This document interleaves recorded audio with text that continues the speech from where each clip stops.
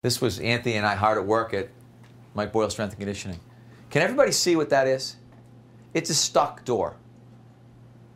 And the basic idea, the door's stuck, we have to pull the door to get the door to close, right?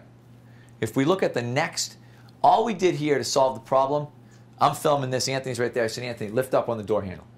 So he lifts the doorknob, on the doorknob. He applies a little bit of strength, let's say, to the situation. Suddenly the door opens and closes really smoothly.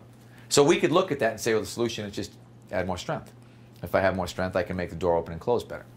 But if we really now watch, this is the same door from the other side. We're doing the exact same thing, we're just filming the hinge side of the door. Look what happens when he lifts up. The problem, and this is what we're talking about in terms of thinking about the body and thinking about joint by joint, the problem's on the hinge side of the door.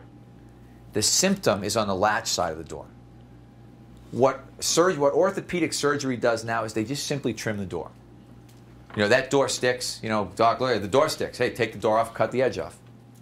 You know, that's what we'll do for your hip, that's what we'll do for your shoulder, that's what we'll do for your back, you know, whatever it is. You know, for your back, they're like, oh, we won't use that door anymore. You know, instead of a lock, we'll nail it shut. And that'll be the solution. You know, you never get back in the room or you got to go in and out a different door.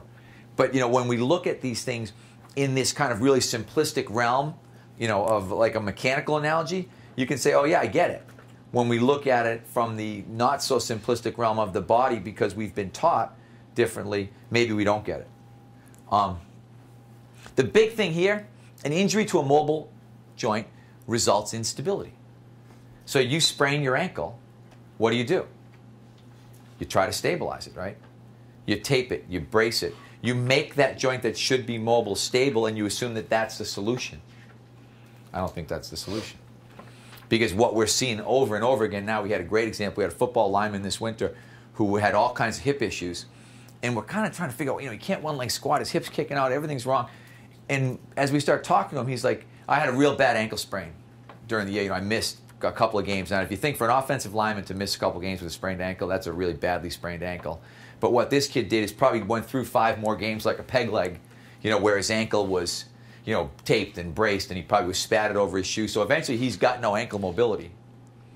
And his loss of ankle mobility causes him to have a loss of hip function. And suddenly later on down the road, he's not even thinking about his ankle sprain anymore, but we can't figure out why he can't one leg squat. An injury to a stable joint results in a gain of mobility. You injure your knee, you gain mobility in that knee. Suddenly that thing that was supposed to be a straight hinge now has rotary mobility that it wasn't supposed to have anymore. So we've got to look at this stuff and realize that it probably is in fact just this simple.